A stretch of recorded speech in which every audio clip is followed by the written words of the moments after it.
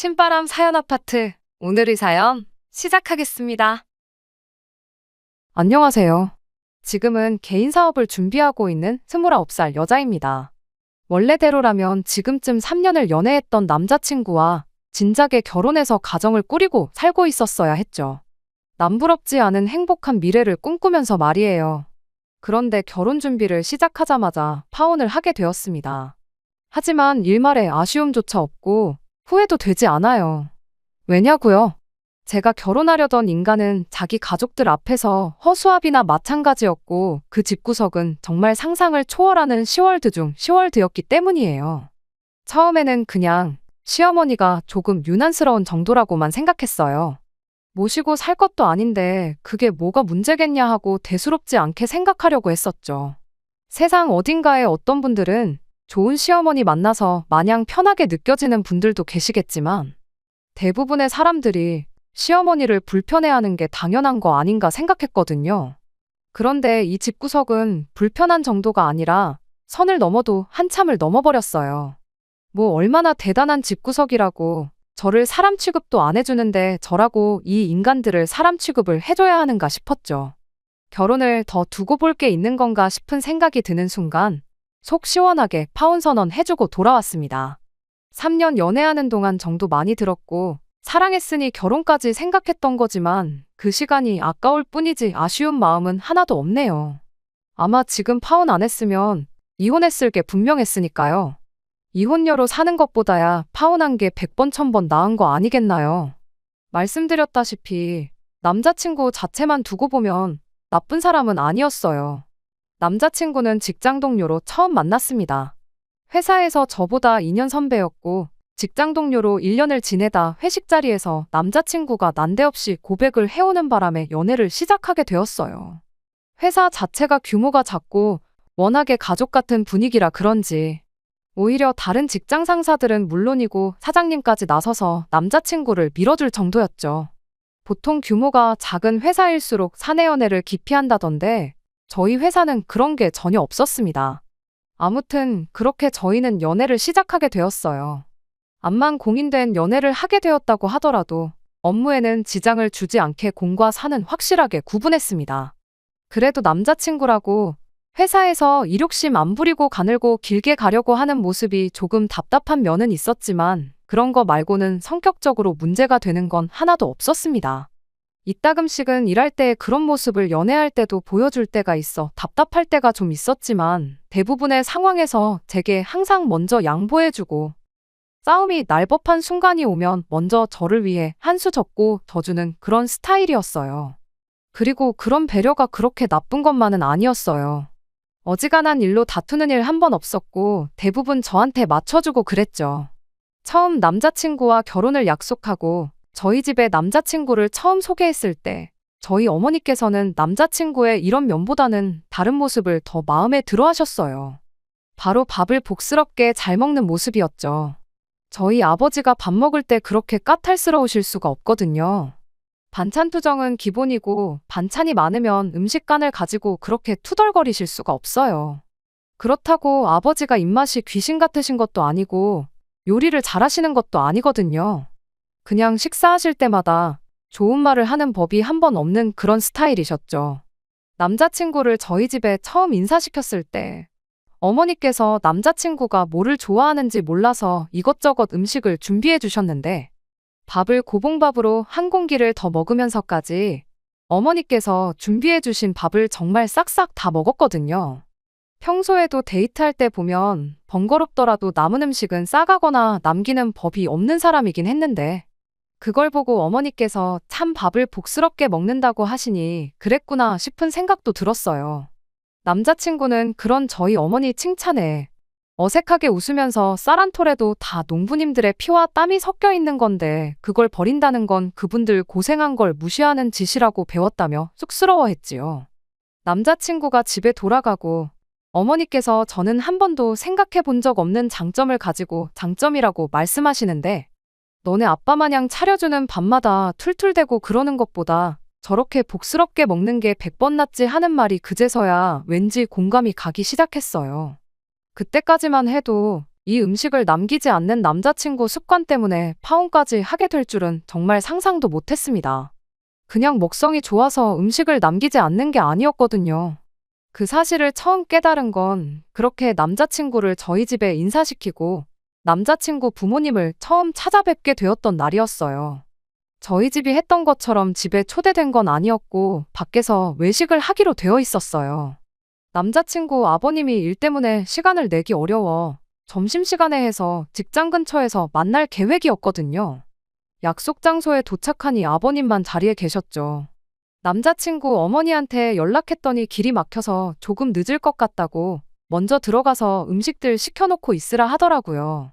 식당에 들어가기가 무섭게 아버님이 음식 시킬 테니까 일단 밑반찬부터 먼저 세팅해달라 하시고는 공깃밥 하나만 먼저 주문을 하셨어요. 진작에 점심을 먹어도 먹었을 시간에 공복으로 있으니 배가 고프다는 이유였지요. 초면에 조금 기다려도 되지 않나 싶었지만 배가 얼마나 고프시면 저럴까도 싶고 그래서 아무 말 안 했습니다. 사실 제가 뭐라고 할 건덕지가 있던 일이 아니기도 했고요. 그렇게 직원분이 밑반찬과 공깃밥 하나를 내왔고 아버님은 일단 이걸로 배라도 채워야겠다며 급하게 식사를 시작했습니다. 그러던 중 남자친구 어머님이 자리에 도착을 했어요.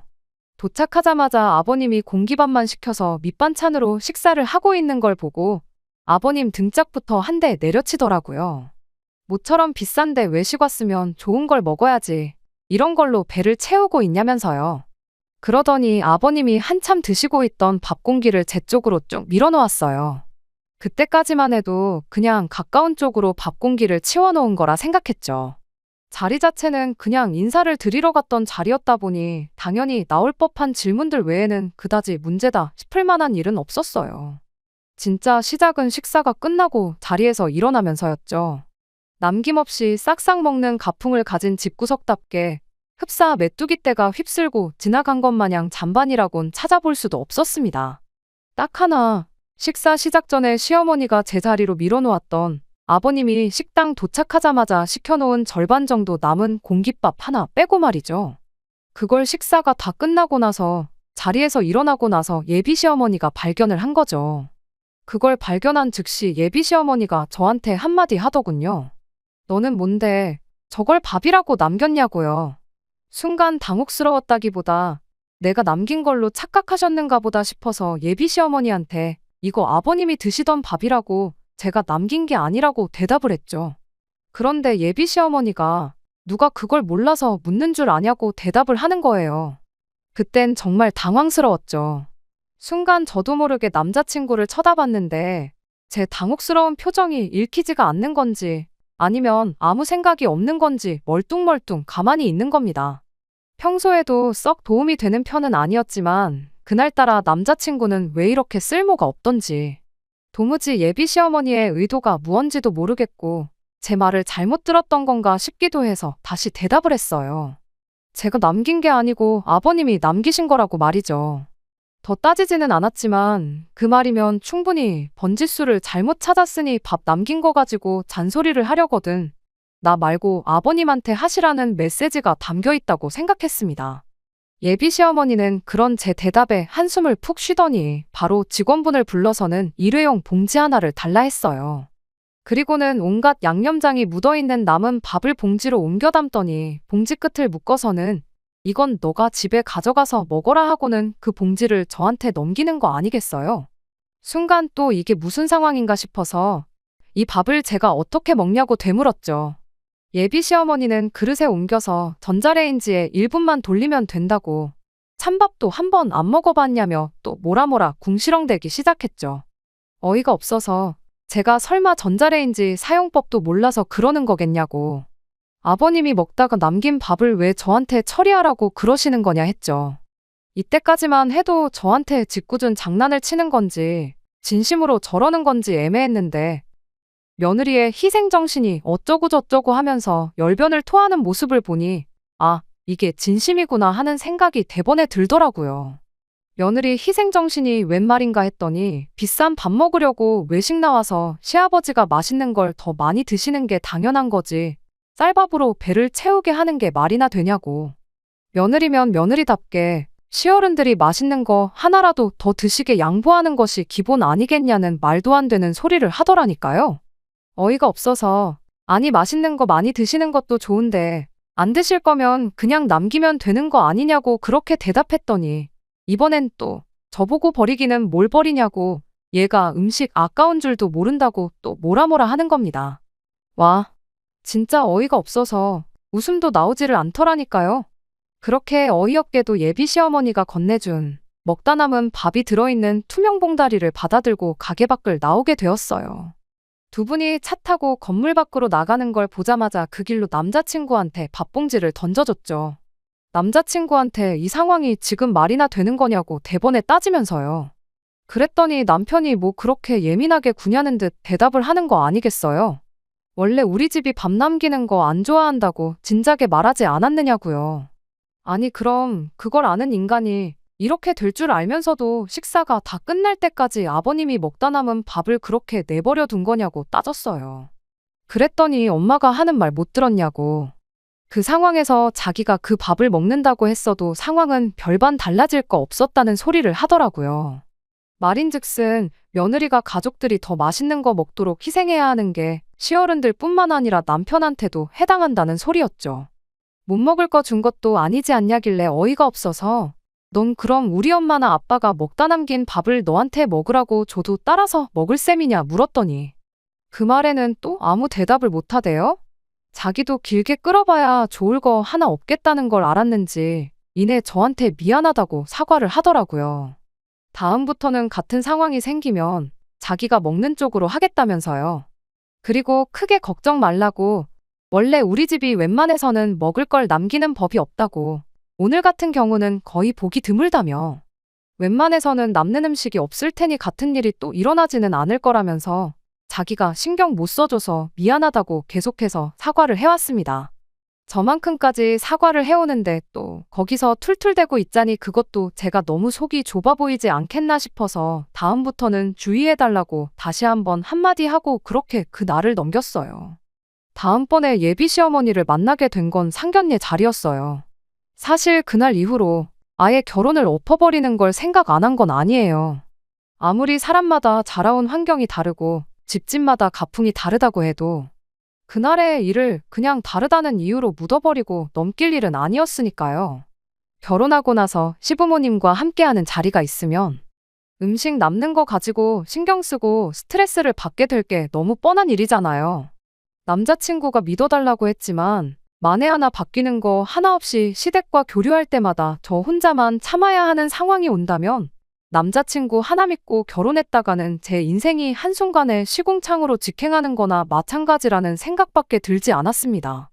그래도 남자친구가 자기가 같은 일이 일어나지 않게 해결하겠다며 믿어달라고까지 했는데 그걸 기회 한번 줘보지도 않는 것도 아니지 않나 그렇게 생각했었던 게 제 실수였지요. 그렇게 결국 양가 상견례를 준비하게 되었습니다. 상견례 장소는 섭외부터 전부 제가 했어요. 인사드리러 간 자리에서 제가 그런 꼴을 당했던 걸 부모님한테는 따로 말을 안 했다 보니 최대한 같은 일로 불상사가 생기지 않도록 하기 위함이었죠. 일부러 장소도 코스로 요리가 나오는 한정식집을 골랐습니다.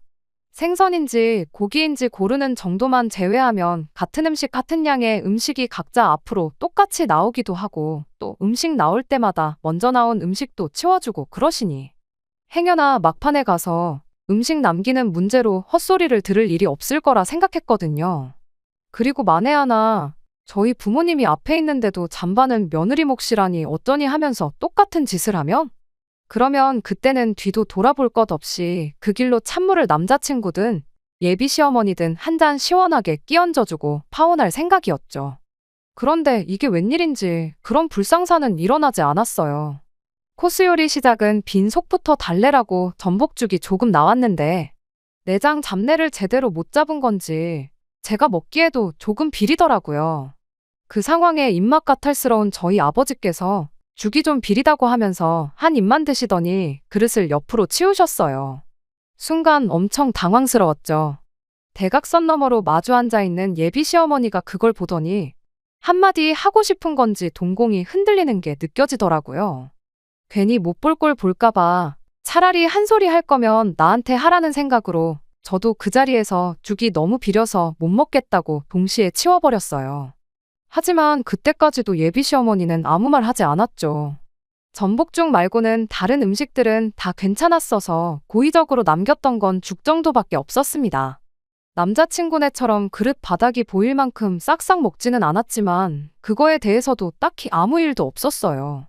지금 상황에서만 본다면 차라리 상견례 자리에서 무슨 일이 일어나야 했던 게 더 나았을 테지만 그때는 다행이다 안도의 한숨이 나올 만큼 상견례 자리에서는 별말도 없었고 일도 없었어요.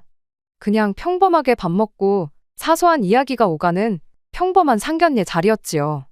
오히려 상견례 끝나고 집에 돌아와서는 저희 부모님께서 저한테 사돈 되실 분들이 다들 좋으신 분들인 것 같아 안심이라고 할 정도였으니까요. 저도 그날은 기분이 엄청 좋았어요. 남자친구가 같은 일은 두 번 다시 일어나지 않게 하겠다고 자기를 믿어달라고 그렇게 말했었잖아요. 그 약속을 너무나도 훌륭하게 지켜주었으니 기회를 줘보기를 잘했다는 생각 말고는 다른 생각이 들지 않을 정도였습니다. 그때는 몰랐던 거죠. 얼마나 전복죽을 한 술만 뜨고 남긴 거부터 해서 그릇 바닥이 보일 때까지 접시를 핥아먹지 않은 걸 가지고 예비 시어머니가 얼마나 한마디 하고 싶었던 건지 말이에요. 저 혼자만 있을 때는 만만하니까 잔반은 네가 먹어라. 할 수 있지만 저희 부모님이 앞에 계실 때는 싸움 날까봐 자기가 지들이 남긴 밥, 며느리가 먹어치워야 한다고 그러는 게 누가 봐도 명명백백하게 잘못된 행동이라는 걸 알고 있으니까. 자기들이 질게 뻔하니까 그냥 참고 있었다는 걸 그것도 모르고 남자친구가 해냈다고 착각한 제가 다 바보 같네요. 상견례가 끝나고 나서 결혼 준비를 시작했는데 그때 예비 시어머니가 저를 다시 집으로 초대를 했습니다. 갑자기 집으로 불러내는 게 뭔가 불안하기는 했지만 상견례 자리에서는 사소한 이야기만 오갔다 보니 본격적인 결혼 준비를 시작하면서 이래저래 할 이야기가 많아서 부르는 거겠구나 생각했어요. 그런데 예비시댁 현관문을 열고 들어가는 순간 뭔가 안 좋은 촉이 들기 시작했습니다. 왜 보통은 아무리 환기가 잘 돼 있어도 식사 전에 가면 현관문 앞에서부터 조금이나마 음식 냄새가 나기 마련이잖아요. 그런데 현관문 앞은커녕 문을 열고 들어갔는데도 집안에서 음식 냄새라고는 하나도 나지 않았거든요. 와서 밥 먹고 가라는 말을 분명히 했기에 당연히 식사는 집에서 하겠구나 싶었는데 집에 들어가도 음식 냄새는 나지 않았고 빈손으로 오기 뭐해 사가지고 왔던 케이크를 냉장고에 넣을 때도 냉장고에 먹을 거라곤 반찬통에 덜어놓은 김치 한 통이 전부였어요. 그런데 아니나 다를까 저희가 도착하니 예비 시어머니가 어디에 전화를 거시더라고요. 전화 내용을 들어보니 국밥 3개 안 맵게 해서 보내달라고 수육은 안 하고 국밥만 보내주시라 그렇게 말을 하고 있는 게 집에서 밥을 해주는 게 아니라 배달 음식을 시켜 드시려는가 보다 싶었죠. 그런데 국밥이 3개라니 아버님까지 해서 사람이 넷인데 왜 한 사람분을 덜 시키는가 싶었는데 예비 시어머니가 의아해하는 제 표정을 보고 제 속을 읽은 건지 네 건 따로 있다 그렇게 한마디 하대요. 그것까지도 나쁠 게 전혀 없었어요. 제가 비린내의 비위가 약한 편이라 원래도 국밥을 잘 안 먹는데 저는 그때까지만 해도 남자친구가 제가 못 먹을 걸 대비해서 그 사실을 미리 말해줬는가 보다 싶었거든요. 그걸 미리 말해줬으니 제 음식은 미리 다른 걸 주문했다는 거구나 그렇게 생각하고 편안한 마음으로 기다렸어요. 뭔가 할 이야기가 있어서 부른 것처럼 하더니 막상 결혼에 관련된 이야기는 따로 안 하고 저희 부모님은 잘 계시냐 하는 안부 이야기만 주고받고 있었습니다. 그렇게 한 10분인가 있었나 국밥에 전화로 배달 주문을 해서 그런지 배달도 엄청 빨리 왔어요. 정황상 제 걸 먼저 시켰을 텐데 전화한 지 10분 만에 배달이 왔으면 내 건 당연히 나중에 오겠지 싶은 생각이었습니다만 세 사람이 말도 없이 제 음식은 도착도 안 했는데 포장용기 뚜껑을 열어서는 그대로 바로 식사를 시작하는 거예요. 뜨거울 때 먹어야 맛있어서 저러는 건가 잔반 남기는 것도 그렇고 참 먹는 데 있어서만큼은 가풍이 특이하다 그렇게 생각하고 말았죠. 식사 시작하니까 먹는데 열중해서는 별다른 말도 한마디 없었습니다. 처음엔 내 밥도 조만간 오겠지 싶었는데 막상 다른 사람들 밥이 반 이상 비워지기 시작하니 이거 가만히 있다간 이 사람들 다 먹고 나서야 밥을 먹겠구나 싶더라고요. 그래서 어머님한테 물었죠. 그때까지만 해도 그저 제 건 어디다 시켰는지 물어보고 언제쯤 도착할런지 전화 한 통 해볼 생각이었는데 예비 시어머니가 어련히 가만히 있으면 알아서 챙겨줄 건데 뭘 그렇게 보채냐고 짜증을 내면서 멀쩡히 잘 먹고 있는 남자친구며 아버님이 먹던 국밥 그릇에 당신이 먹던 것까지 챙겨서 부엌으로 주섬주섬 들고 가더군요. 뭔가 싶었는데 먹던 국그릇에서 국물을 한 국자씩 새 그릇으로 옮겨 담는 거예요. 그럼과 동시에 전자레인지에서 띵하고 소리가 나대요. 그렇게 예비 시어머니가 제 앞에 가져다 준 건 김이 모락모락 나는 갓 데운 즉석밥에 한 국자씩 덜어서 만든 국그릇이었어요. 그리곤 가져갔던 국그릇들을 다시 사람들 앞앞이 가져다 주고 아무 일도 없었던 듯이 다시 식사를 시작하는 겁니다. 당최 이게 무슨 상황인가 싶어서 저는 그 자리에 그대로 얼어붙었죠. 그 와중에 자기 국그릇 돌려받은 남자친구가 한다는 소리가 이거 내 그릇 아니라고. 이따가 저한테 많이 덜어주려고 자기는 고기 건더기도 많이 안 집어먹었다며 국그릇을 다시 받기가 무섭게 바로 식사를 다시 시작한 예비 시아버지 거랑 자기 걸 바꾸대요. 그러더니 또 아버님이 잠깐이나마 먹던 그릇에 있던 고기 건더기를 한 움큼 집어서 제 그릇에 덜어주는 거예요. 웃는 얼굴에 침 못 뱉는다는데 많이 먹으라고 미소 짓는 남자친구 얼굴에 침 뱉는 건 물론이고 그 길로 국그릇을 얼굴에 엎어버리고 싶을 정도였습니다. 순간 숨이 턱 막히고 내가 뭘 기대하고 이 사람하고 결혼 준비를 이만큼까지 했는가 싶을 정도였어요. 제가 국밥을 비려서 잘 못 먹는다는 건 기억도 못하고 있는 게 문제가 아니라 지 가족들이 먹던 걸 내가 먹는 게 당연한 거라고 생각하고 있다는 사실에 소름이 다 돋을 지경이었어요. 이런 일이 두 번 다시 일어나지 않게 하겠다는 게 지 가족들이 저한테 그렇게 하지 못하게 막아주는 게 아니고 지 가족들이 처먹다 남긴 음식물 찌꺼기를 먹는데 익숙해지게 만들 생각밖에 없었다는 거였죠. 그 와중에 제가 이 어이없는 상황 앞에 한술도 뜨지 않고 가만히 있으니 남자친구 아버지가 국물이 없어서 안 먹는 거냐 하면서 여자가 짜게 먹어서 좋을 거 없다고 당신 마시던 물컵에 있는 물을 제 국그릇에 갑자기 들이부어 주더라고요. 그 길로 정신이 퍼뜩 들어서 내가 니들이 먹던 걸 왜 먹냐고 한마디 내질러주고 그대로 국그릇을 엎어버리고 자리에서 일어났어요.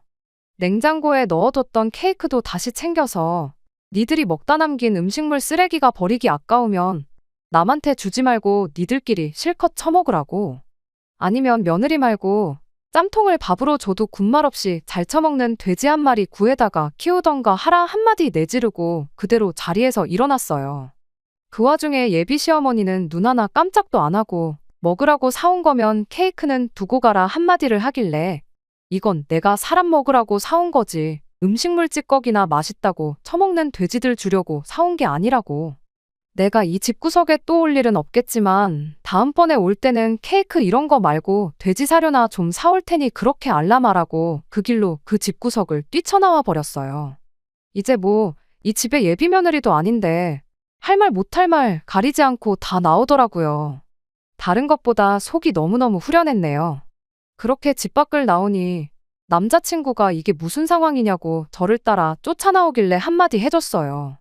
밥도 다 안 먹었는데 여기까지 따라 나와도 되는 거냐고 엄청 걱정해주는 말투로요. 괜히 음식 남기면 내가 바닥에 엎어놓은 것도 잔뜩일 텐데 부모님이 네가 먹던 거랑 바닥에 엎어진 찌꺼기랑 먹어야 되지 않겠냐고. 그거 부려니까 나 붙잡을 시간 있으면 집에 들어가서 부모님 대신해서 음식물 찌꺼기나 실컷 처먹으라 한마디 해주고 그렇게 그냥 집으로 돌아갔습니다. 집에 도착하니 남자친구가 전화로 애걸복걸 해명을 하면서 저를 붙잡대요. 상견례 자리에서 전복죽 남긴 걸 보고 어머니가 벼르고 있었답니다. 그때 그렇게 음식 남기는 거에 대해서 말을 했는데도 자기 앞에서 버젓이 음식을 남긴 게 며느리가 시어머니한테 기싸움을 거는 걸로 받아들이셨다는 거예요.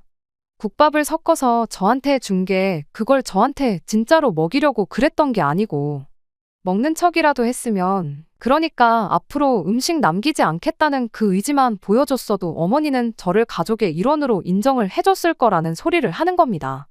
그걸 해명이라고 하고 있냐고. 결국 시어머니 하는 말에 찍소리도 못하고 시어머니가 먹으라면 짬밥도 먹는 척하는 며느리가 필요했던 거 아니냐고 한마디 해줬죠. 파혼하길 진짜 잘한 것 같다고. 하마터면 별 거지 같은 집에 내 발로 기어 들어가서 내 인생 시궁창으로 빠뜨릴 뻔했다. 그렇게 말을 이었더니 남자친구가 사과를 하다 말고 혼자 욱해가지고 너 지금 우리 집을 시궁창이라고 한 거냐고 성질을 내는 거 아니겠어요? 음식물 찌꺼기를 밥이라고 주는데 그게 시궁창이 아니고 뭐냐고. 시월드나 시궁창이나 시자 들어가는 거 똑같은데 그게 그거 아니겠냐 말하고 2번 다시 연락하지 말라 말하고 전화를 끊어버렸습니다. 진작에 2달 전에 했었어야 했던 파혼 선언을 이제서야 하다니 제가 정말 미쳤었구나 싶었네요. 파혼을 선언한 그날 집에서 사직서부터 썼습니다. 남자친구랑 한 공간에서 같이 숨 쉬는 것도 싫었거든요. 남자친구가 그만두면 될걸. 제가 남자친구를 위해 그만둬주는 그림처럼 보일 수도 있는데 그건 아니에요. 어차피 저도 언젠간 제 사업을 시작하고 싶었는데 회사 사람들도 좋고 남자친구도 있었다 보니 그냥 무난하게 흘러가는 회사 생활에 점점 익숙해져서 내 사업을 해보려던 결심이 약해지던 시기였거든요. 그래서 그만두는 데는 아쉬움이 없었어요. 다음날 회사 출근하자마자 사장님한테 사직서부터 전달했어요. 남자친구는 저를 볼 낯이 없던 건지 뭔지 모르겠지만 급하게 월찬에서 일을 빼버렸더라고요. 사장님이 저는 사직하겠다 하지 남자친구는 급하게 월차를 내서 쉬겠다고 하지. 무슨 일이 있어도 있겠구나 눈치를 챈 건지 뭔 일이 있냐며 제게 물으셨죠. 그래서 그냥 숨김없이 남자친구랑 파혼하게 된 이야기를 해줬어요. 은근 회사에서 처음으로 결혼하는 커플이 탄생하는 줄 알고 기대하셨던 사장님도 그 이야기를 들으니까 그런 집이면 파혼하는 게 100번 맞다면서 동의를 해줬습니다. 그리고는 제게 묻대요. 남자친구가 문제면 남자친구를 자를 테니 저보고 남아있으라고 저를 붙잡기까지 했어요. 이참에 새로 시작하는 마음으로 사장님한테 배운 역량을 발휘해 이젠 내 사업을 시도해보고 싶어서 그만두는 거라고 말뿐이라도 정말 감사하다 말하고 그렇게 자리에서 일어났어요. 마음이 바뀌거나 생각처럼 잘 안 되면 연락하라는 사장님의 배려와 함께 저는 그렇게 회사를 그만두게 되었죠. 남자친구 소식을 다시 들은 건 그로부터 3달이 지나서였어요. 사장님한테서 연락이 왔거든요. 한참 사업 준비하고 있는 와중이었는데 사장님이 생각처럼 일이 잘 안 풀리면 네 전 남자친구는 진작에 잘랐으니까 돌아오고 싶을 때 돌아오라고 하시대요. 헤어진 충격 때문인지 안 그래도 일하는 게 엉성했는데 실수하는 게 너무 많아지고 나아질 기미를 보이지 않아서 결국 해고를 했답니다. 다시 회사로 돌아갈 생각은 없었지만 이렇게 또 연락까지 주셔서 감사하다 말하고 전화를 끊었어요. 어디선가 남자친구는 저 때문에 결혼도 물 건너가고 직장도 잃었다고 툴툴대고 있으려나요. 설령 그런다 한들 저는 한치도 미안한 마음이 들지 않습니다. 누가 봐도 자업자득인 일이잖아요. 상견례까지 한 결혼 엎었다고 인생이 끝나는 것도 아닌데 그것도 모르고 파혼할까봐 벌벌 떨고 괜히 기회랍시고 한 번 더 줬던 것 같아요. 어차피 파혼할 거였는데 괜히 더러운 꼴 하나 더 보고 파혼한 셈이나 마찬가지니까 말이에요. 끝까지 들어주셔서 감사합니다. 오늘의 사연은 여기까지입니다. 구독과 좋아요, 알람 설정 부탁드리고 더 좋은 사연으로 다시 찾아뵙겠습니다. 감사합니다.